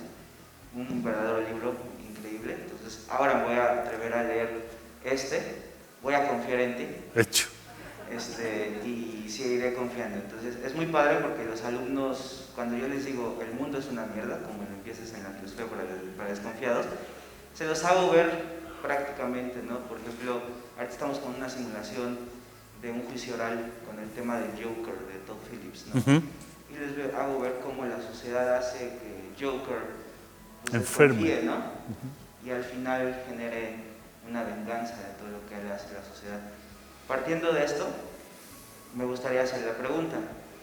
Entonces, la ética como tal, que viene siendo el concepto griego ethos, el hábito que generamos nosotros, quisiera preguntarte si todavía estás pensando, como lo planteas en el primer libro, la cultura y el animal no se llevan del todo, pero se pueden llevar hasta cierto punto, ¿no? Exacto. Y el ejemplo de Víctor Dupero, bueno, lo trabajas muy bien. En esa parte me gustó mucho de esa parte, pero quisiera preguntarte, la ética, si bien a veces la relacionamos mucho al humano, ¿qué tanto los animales nos pueden enseñar de la ética o del hábito? Porque creo yo que hay animales que nos pueden enseñar la fidelidad. Pues, o demás temas que simplemente pueden estar dentro de la dupla que tú trabajas en la filosofía para desconfiados, porque hablas del animal y hablas del humano, ¿no? El animal está relacionado con, puede que nazcamos con cierta confianza del lado animal biológico, cuando la mamá tiene instintos de supervivencia o instintos maternales hacia el hijo, y cuando somos humanos generamos cultura, ¿no? Lo planteas bien esa dupla. Entonces, ¿qué tanto la ética surge de lo humano y de lo animal, ¿no? La ética es, como decía, el modo en el que nos relacionamos los animales humanos. La construcción cultural que regla la ética se llama moral. Ahí es donde tienes esa articulación nuevamente en el libro.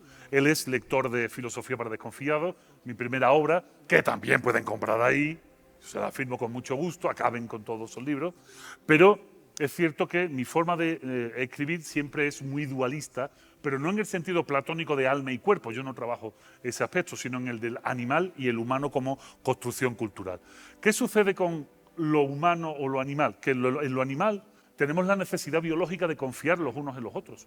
Y eso lo dejo muy claro en el libro, y ahí es donde yo os invitaba a que se acerquen a leer un poco de etología, sobre todo la de los grandes primates. Los grandes primates tienen construcciones culturales, tribales, que se basan en confianzas de dominancia, confianzas de sumisión, aspectos de sumisión, pero también hay una confianza de grupo. Es eso que vemos en los pequeños perritos de las praderas, cuando uno levanta la cabeza y sale corriendo y hacen todos ¡bum! Y salen todos corriendo a la vez. Confían en esa alarma que su par ha hecho y todos salen huyendo. Lo que sucede con la parte cultural en el animal humano es que la incertidumbre, ¿qué es la incertidumbre? Lo decía antes, cuando nos juntamos un grupo de animales humanos, pues vean, os lo dije al principio, vean cómo están sentados. O sea, ahora que hay luz, fíjense cómo están sentados. Os dije que iba a haber 4 o 5 bancas libres entre vosotros y es justo lo que ha pasado, y eso que estaba dando la charla con la luz apagada. Como se generamos incertidumbre, que es no saber qué va a hacer el otro, entonces tenemos que articular una construcción. A eso es a lo que se le llama moral. Y en el libro explico muy bien que las morales son adaptativas. No es la misma moral hoy que hace 500 años o 50 años. Cada moral tiene una serie de edificaciones que van desde la tradición de cada pueblo, el sitio geográfico y el momento histórico y lo que califican como valores. ¿Qué son valores? Los valores son las acciones que consideramos valiosas en cada momento. Y van cambiando, los valores no son universales. Tenemos esta idea extraña de que los valores son universales. No es cierto, no es verdad. Los valores no son universales. Hay valores de hace 500 años que hoy en día son delitos. Así tal cual, ¿eh? Que hoy en día son delitos, como el delito de temeridad. O sea, la acción temeraria es constitutiva de delito en cualquier sociedad más o menos orgánica, menos en Tepito, ¿de acuerdo? Y hace 500 años la temeridad era un símbolo de arrojo y de valentía, sobre todo a la hora de guerrear y de ser un soldado. Entonces van cambiando.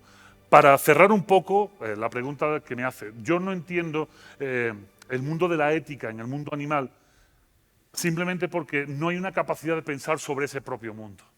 Por eso hice al principio la diferencia entre etología, que son humanos viendo cómo se comportan los animales, y ética, que es el espacio donde se comportan los animales humanos. Eso sí, como animales humanos lo que necesitamos después es una construcción cultural vertical. Esto es muy importante, llévenselo a casa. Cuando hablamos de ética solemos pensar en bien, mal, lo bueno, lo malo. No es verdad. Esto no es así. La ética no habla de bien y de mal. Lo que habla de bien y de mal, o de bueno o malo, es la moral. Por eso cada moral, en diferentes momentos históricos y en diferentes espacios, entiende como bueno o como malo ciertas cosas. Y sí hay pautas comunes en todas las morales. Por ejemplo, en todas las morales hay sujetos sociales que son amorales o inmorales.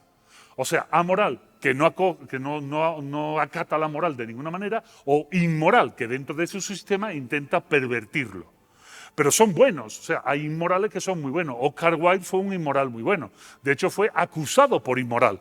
Y estuvo 2 años acusado y condenado a trabajos forzosos en el penal de Reading, en Inglaterra, porque dijo que era homosexual. Y le dijeron, eso es inmoral. En aquella época, la sociedad victoriana, era inmoral decir que eras homosexual. Salió del penal de Reading y dijo, pues sigo siendo homosexual. Claro, es normal. Y gracias a personajes como este, ese gesto inmoral se convirtió hoy en algo normal, aceptado y necesario, ¿no? Ese tipo de aceptaciones. Entonces, cuando hablamos de ética, no pensemos en eso porque es imposible ser aético o inético. No se vive fuera de la ética. La ética es el espacio de relación de los animales humanos, pero sí es cierto que hay que llamarlo ética porque somos capaces de pensar sobre eso. Mientras que los animales, por ahora, no sabemos si tienen la capacidad de abstracción y de pensar sobre eso. Por eso le hemos puesto otro nombre que es etología. Hola, buen día. Estoy completamente de acuerdo en la parte de la autosuficiente y que uno mismo tiene que saber de lo que es capaz y de lo que puede y lo que no puede hacer. Sin embargo, te pregunto, ¿cómo abordarías tú el que los demás estén conscientes de la autosuficiencia del otro, de los demás? Esto es un pedo mundial. Porque el problema es que yo no puedo abordar lo que piensen los demás. Esto es algo que mucha gente me dice con respecto a la confianza, y aquí te lo quiero que esta respuesta te sirva para la pregunta que me acabas de hacer. Vico, es que yo sí quiero confiar en los demás, pero los demás no confían en mí. Vico, es que yo sí quiero tener amigos, pero me han dado tantos palos en la vida que ya no quiero sufrir más. Esto también es algo muy propio de las relaciones de amistad y de amor, sobre todo. Me llevé un palo tan grande que ya no quiero más. Bueno, verás, esto está muy bien. Si alguien piensa así, qué lástima. La realidad es que la confianza aporta mucho más, aunque te lleves palos, que los palos que te da.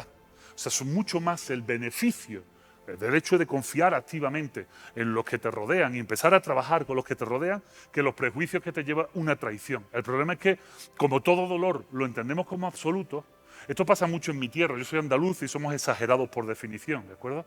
Y entonces tú hablas con un amigo en un bar, te estás tomando una cerveza, que es algo que debemos de hacer dentro de un rato. Te estás tomando con un amigo una cerveza y tú le dices a tu amigo, oye, ¿qué crees? El otro día me operaron de vesícula biliar.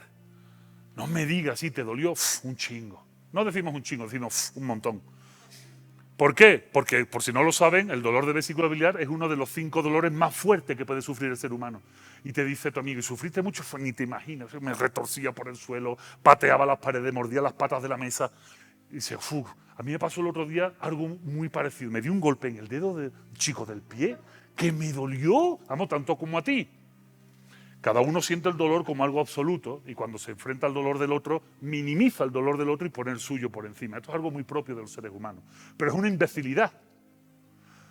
Porque lo que demuestra es que no somos empáticos y no nos ponemos en el lugar del otro. Así que cuando tenemos problemas de confianza con una persona, pues ¿sabe lo que hay que hacer? Pues a tomar por saco a esa persona. Porque el mundo está lleno de personas. Cuando tenemos problemas con un amigo y nos ha traicionado, pues no pasa nada.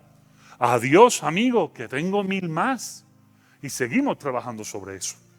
Eso es lo que te quiero decir. Entonces, cuando tú me dices el problema que tengo con los demás, pues puedes tener problema con los demás con respecto a esa autosuficiencia, porque o no te comunicas bien con ellos, o no tienes una relación de amistad fluida con ellos, o ellos pasan de ti olímpicamente. Sea como sea, tienes que hacértelo ver, porque yo tengo amigos, igual que todos tenemos amigos, y el hecho de tener amigos hace que en la amistad, decía una novela maravillosa de estas de llorar mucho, ¿no? ¿Cómo se llamaba? Love Story. En la amistad no hay que pedir perdón. Me parece muy bien, yo sí, pídelo porque es sano y es educado y te han educado bien en casa, ¿no? Pero en la amistad no hay que pedir perdón, porque un amigo sabe que cuando sufre, sufre, y si lo mandas a la mierda, pues ya está, no pasa nada, después lo vuelves a retomar y no hay problema ninguno, ¿de acuerdo? Entonces, cuidado, no tomemos tanto en cuenta el qué dirán de los demás, porque entonces no hay forma de vivir, tú tira para adelante. Es que no entienden, bueno, ya lo entenderán, y si no lo entienden, pues no pasa nada, hay más gente, no nos clavemos tampoco, no nos martiricemos, me dice mi esposa muchas veces, Vico, cuando la cagas, no sufres. Digo, sufro, pero no me martirizo. ¿Me entiendes? Es como el chiste, voy a contar un chiste, que no puedo remediar. Desde que he subido hoy aquí, he hecho la prueba de sonido y digo, tengo que contar un chiste aquí. Es como el chiste del que va al psicólogo, ¿sabes? Dice, se encuentran dos amigos en un bar. Lo siento, eso, ahora voy a perder ventas, pero necesito hacerlo, ¿no? Necesito hacerlo. Se encuentran dos amigos en un bar. Y entonces dice uno a otro, oye, ¿qué te pasa? Te veo muy triste. Sí, ¿qué te crees? Que estoy orinándome en la cama de nuevo. Tienes 50 años, sí, tío, me orino en la cama. Yo creo que es un trauma de la infancia, de cuando no me dejaron entrar en el circo. Pues tengo un psicólogo fantástico. Ve al psicólogo, digamos, te soluciona todos los problemas. Total, que va al psicólogo y al cabo de 4 o 5 meses vuelven a encontrarse. Dice, oye, ¿qué fuiste al psicólogo? O sea, fantástico tu psicólogo, ¿eh? Me solucionó el problema, vamos, increíble. Vamos, ya no me importa nada, estoy perfecto. Entonces, ¿ya dejaste de mearte en la cama? Y dice, no, me meo y me cago, pero me da igual, lo he asumido, ¿sabes? Pues de eso trata un poco la vida también. O sea, no seamos tan dramáticos, no es, ay, Dios mío de mi vida, he perdido la oportunidad de entrar en la Universidad Humanitas este semestre, no hay más semestres, no te preocupes. ¿De acuerdo? O sea, mis amigos no me entienden, hay más amigos. Levantó la mano por aquí un compañero y después vamos contigo y después vamos por una cerveza, ¿no? Ya vamos. Después de firmar todos los libros, por favor. Allí.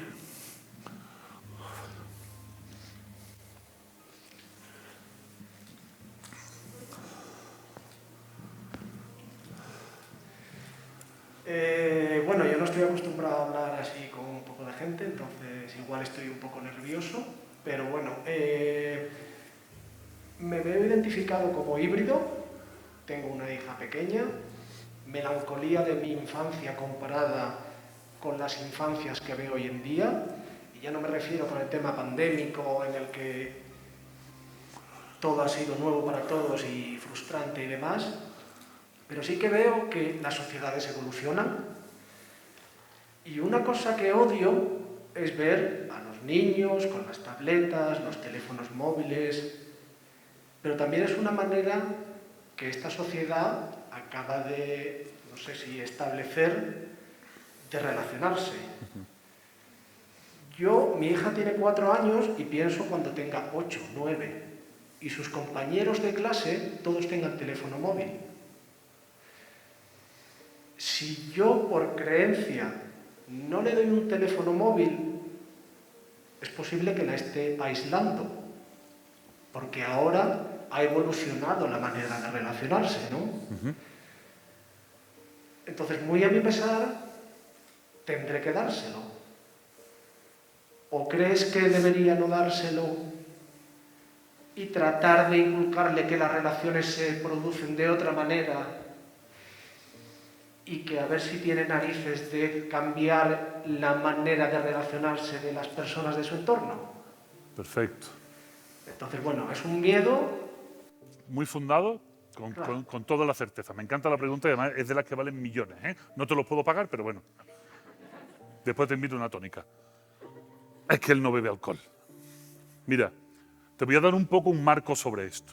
Estas tecnologías de la información y la comunicación, TICs, que como las llamamos en la academia, son tecnologías que obviamente han venido para quedarse. El problema de estas maravillas, porque son maravillas de la tecnología, es que no nos han dado mucho tiempo para entenderlas. Cuando digo entenderlas, somos los que somos mayores, los que tenemos cierta edad. Los jóvenes, que son nativos digitales, que ya nacieron con estas tecnologías en la mano, la entienden perfectamente, pero no va sobre eso la respuesta, o por lo menos la reflexión, porque no te voy a poder dar una respuesta concreta, pero sí darte un marco un poco más amplio.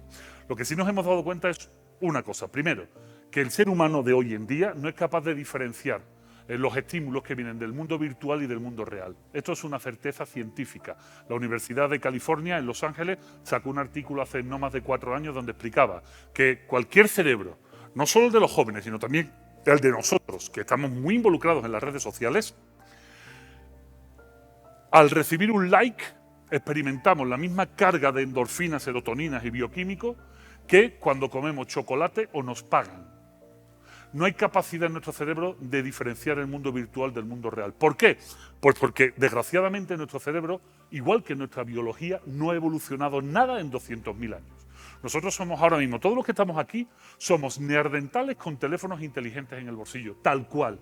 No hay ninguna diferencia biológica entre nosotros y el hombre de Cro-Magnon, de Francia, del periodo paleolítico. Ninguna diferencia. Luego nuestro cerebro no ha experimentado ninguna diferencia. Es que somos multitask. Se ha demostrado que es mentira. Y las mujeres también mentira.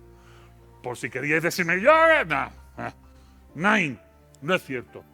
Entonces, ¿qué significa?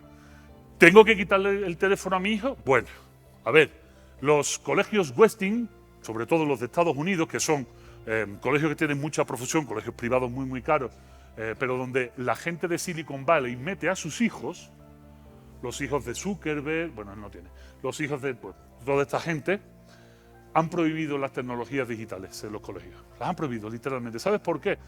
Bueno, resulta que en los años 2000, en Nueva York, en el condado de Nueva York, no en la ciudad de Nueva York, en el condado de Nueva York, se implementó de una manera bárbara la aparición de las tecnologías de la información y comunicación para las escuelas. Metieron tabletas, ordenadores, metieron todo tipo de materiales. El resultado fue que 12 años después no hay ninguna mejora en el aprendizaje. Ninguna. No se ha aprendido más, no sirve más. Muchos dicen, es que yo no quiero, por ahí va también tu pregunta, que mi hijo sea un analfabeto digital. No quiero dejarlo fuera de la tecnología. A ver, para el que tenga miedo sobre el analfabetismo digital, que es un concepto que se maneja mucho ahora mismo, decirle lo siguiente. Tener un teléfono celular inteligente en el bolsillo, como tenemos todos, no te hace programador informático como era ser programador de DOS en los años 90. En los años 90, configurar una impresora era peor que sacarte un doctorado en física cuántica. Porque no había interfaces que fuesen amables. No había plug and play, sino que tenía que programar con líneas de comando. Aquello sí necesitaba ser alguien no analfabeto digitalmente para hacerlo. Ahora, cualquiera se baja una aplicación con el dedito. Mi padre tiene 70 años y hasta que yo no me vine a México, no decidió dar el paso para poder hablar con WhatsApp conmigo y con mi hermana, que también vive en esta ciudad. Pues el tránsito del analfabetismo digital al mundo digital le tardó aproximadamente 1 hora. ¿Por qué? Porque los interfaces, los programas para el mundo digital, los hacen para idiotas. Para tontos de babas, literal. ¿Sabes? Ya no es necesario que los teléfonos tengan los números muy gordos, ¿no? Ya tenemos pantalla, entonces es muy fácil. No hay que tener miedo a mantener a nuestro hijo en cierto aislamiento digital hasta que realmente sea necesario por presión social. Pero ahí es donde viene tu trabajo. El trabajo es que hasta que tu hija tenga un teléfono móvil en las manos, ese tránsito hasta tener el teléfono móvil tiene que ser rodeado de amigos, de niños, de compañeros, y que cuando lo tengan entienda que no es más que una herramienta para llamar a papá y a mamá, y que seamos un poco cabroncetes también y limitemos ciertos usos de esos teléfonos hasta que tengan la autosuficiencia necesaria y el pensamiento crítico necesario como para saber qué es lo que van a usar o no. Pero es que lo fácil es darle la tableta y de meterlo en la habitación. Y lo que deberíamos de hacer no es eso, es que cuando le demos la tableta o la computadora los dejemos en el salón con nosotros. Que nosotros monitoreemos, ayudemos y trabajemos con ellos, pero no nos gusta porque somos muy celosos de nuestra intimidad y nuestro tiempo libre, que derrochamos viendo series en Netflix y no echando cuenta a nuestros hijos, o viendo partidos de fútbol o emborrachándonos los sábados. Ahí está la diferencia, es que tener un hijo es una responsabilidad, la mayor responsabilidad. Aquí, en esta universidad, tienen el lema de trascender. Es que la única trascendencia real de los seres humanos es tener hijos. Esa es la única trascendencia. Puedes escribir libros muy chingones o hacer catedrales, pero en el fondo la trascendencia real es tener hijos. Y eso es una responsabilidad de toda la vida. Mi padre sigue, hijo, no digas muchas malas razones en tus conferencias, hombre, por favor. Lávate. ¿Sabes? Sigue haciendo. Entonces, lo que te quiero decir es que esa pregunta que me haces es oportunísima, pero implica de ti un compromiso. ¿Tendrá un teléfono? Claro que tendrá un teléfono, debe tener un teléfono. No podemos privar a alguien de usar un bolígrafo y condenarlo solo a tener un lápiz. Tendrá que tener un teléfono, pero tendrá que ser paulatino, tendrá que ir enseñándolo y eso no debe de desplazar el ámbito normal de socialización. De hecho, te voy a dar un dato positivo. O sea, sí, es cierto, los jóvenes, las nuevas generaciones tienen cierta adicción a la tecnología, pero no es tan cierto. Cada vez hay más resilientes digitales, cada vez hay más jóvenes que están apartándose un poco de eso. De hecho, las redes sociales están cambiando y esto es algo muy positivo. Nosotros no nos damos cuenta porque el propio algoritmo de la red social hace que solo veamos lo mismo siempre. Pero si agarramos el teléfono de un joven nos daremos cuenta que hay ahora unos canales que se llaman de booktubers, que son chicos o chicas que leen libros y que recomiendan libros a los jóvenes. Eso para nosotros es como, ¿de verdad? Y alguien ve eso, tiene millones de seguidores y millones de vistas. Todo está cambiando un poco. De hecho, hay un chico nuevo que se llama Roberto Martínez, ¿lo conocen? El de los podcasts, que se dedica a hacer podcasts que tienen millones de visualizaciones y millones de oídas y son entrevistas bastante sesudas. Hay incluso un chico que se llama Diego Rusaín, que va un poco de filósofo, maneja muy bien el lenguaje, aunque el filósofo es su hermano, que es filósofo en la Universidad de Oxford, creo recordar, y que tiene debates muy sesudos y muy serios. O sea, es que realmente ya no hay tanta contaminación de basura como creemos. El problema es que la basura la estamos compartiendo nosotros y nuestros algoritmos es lo que nos muestran, pero sí está habiendo cierto relevo y a mí me da mucha alegría ver eso. A mí me sorprende mucho cuando doy conferencias a chavos que leen libros y que me dicen, no, es que yo no tengo Facebook, no, es que yo no tengo Twitter, O sea, démonos cuenta de que estas tecnologías tuvieron un boom, pero que ese boom no se va a mantener tal cual. Irán girando hacia otras cosas, hacia otras plataformas, ¿no? Pero van girando, van cambiando. O sea, los miedos son provocados por muchas veces la falta de conocimiento. Entonces, que tu hija tenga un teléfono cuando llegue el momento y tú lo estimes conveniente, que no sea el último iPhone super, no, cápalo un poquito, y cuando vaya aprendiendo, ve enseñándole tú. Eso es un gran problema que tenemos en la universidad, que tenemos en las prepas, que los profesores no tenemos la formación necesaria para que desde primaria estemos enseñando a los niños los usos de las tecnologías, que es lo que debería de suceder, ¿no? Y como te digo, en Estados Unidos, en Silicon Valley, ya hay toda una corriente anti-uso de este tipo de tecnología. Podéis ver hay un libro publicado en Planeta, solo lo podéis comprar por ebook, no está en papel, que se llama La fábrica de cretinos digitales. Es un libro que no escribe uno cualquiera, sino que escribe el director del Instituto de Neurobiología de Francia. O sea, no es un descreído, es alguien que sabe de lo que está hablando. La fábrica de cretinos digitales. Y también habla de esta especie de renovación que está sucediendo. Una última pregunta, si no les importan al público. Bueno, primero felicidades, muchas gracias, altamente satisfecha. ¿Y cómo puedes regresar la ética, que era el punto original de esta conferencia, cómo puedes regresar la ética a una sociedad que está forzada a vivir de forma aislada? Desgraciadamente sí, podemos estar en contacto con gente que está del otro lado del mundo, pero estamos solos. Y eso lo estamos viendo ahora, sobre todo después de pandemia, los chiquitos, bueno, volverlos a integrar, y hay papás que no los quieren volver a integrar. Y ahorita, sobre todo, por ejemplo, Mark Zuckerberg y Elon Musk están ahorita creando mundos virtuales y todo apunta que va para allá y seguimos siendo aislados. ¿Cómo devuelves la ética ahí? Pues mira, yo lo hago convocando a gente un sábado por la mañana en la presa Madín, creyendo que van a venir 3 y que haya por lo menos 100. Esta es mi parte del trabajo, escribiendo libros, dando conferencias. Yo no paro, si me preguntas en modo personal, yo no paro de hacer esto. Lo otro es que hay una buena parte, una buena noticia. No hay forma de salir del mundo ético. La única forma de salir del mundo ético es o dejando de ser humano o realmente aislándonos, pero sin internet y sin nada. Entonces sí, ahí rompemos el mundo ético, pero mientras estemos comunicándonos habrá ética. Y sobre todo hay otra cosa muy importante que se llama la biología.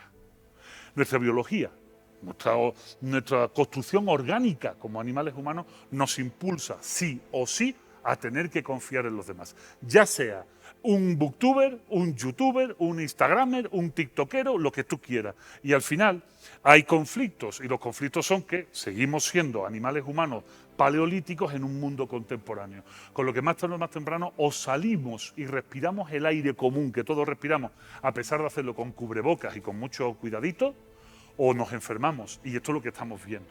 Entonces, bueno, llegará un momento que, como dicen en mi tierra, a la fuerza ahorcan, o todos, que por si no lo sabéis, el consumo de ansiolíticos y antidepresivos durante la pandemia en México se ha duplicado, o todos afrontamos esta situación como una epidemia a nivel mundial o nacional y empezamos a relacionarlo con los demás, o el mundo se pudre y, porque esta es otra cosa muy importante, no todos tenemos la capacidad de superar las cosas. Nuestra plasticidad cerebral tiene ciertos límites y llega un momento que somos como somos y no queremos cambiar. Pero las generaciones venideras, que es para quien yo escribo mis libros, pues por lo menos tienen ahí cierta guía y además ellos están demostrando cierta necesidad de salir de eso. Muchas veces los niños que no salen a la calle es porque los padres no los dejan. Muchas no, todas. Entonces, claro, llegará un día que el niño le diga al padre, o me dejas salir o te quemo la casa, ¿no? Yo espero que eso pase poco, que quemen pocas casas, pero que salgan muchos, ¿no? Entonces, bueno, mira, nuestra biología está ahí, siempre ha estado ahí. En momentos de pánico, por ejemplo, México, 2017-19 de septiembre.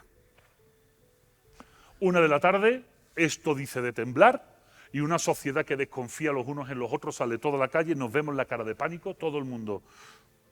Esta expresión la entendemos, ¿verdad? Esto, para que no lo tiene el español que ha hablado de Galicia, esto es el ano fruncido. ¿Ah? En Italia lo entienden perfectamente también. Y de repente, durante 2 semanas completas, los centros de acopio llenos de solidaridad mexicana intentando ayudar a los demás. El problema es que, como vivimos en una sociedad profundamente desconfiada, de repente aparece un distractor que se llamó América Chivas. La gente se fue al fútbol y se olvidó al día siguiente, y todavía hay pueblos en Oaxaca que siguen jodidos por el terremoto y necesitan ayuda y no lo hemos hecho. Pero la biología está ahí. Y cuando nos asustamos todos y salimos a la calle con pánico, solucionamos algunas cosas, ¿no? Entonces, bueno, no quiero confiar solo en la biología, es necesario libros como este para impulsar, pero al menos está esa parte, ¿no? Yo espero de que antes que nos veamos con la soga al cuello, por Dios, cortemos la soga, ¿no? A ver si lo conseguimos. Muchas gracias por tu pregunta, muchas gracias por esta respuesta.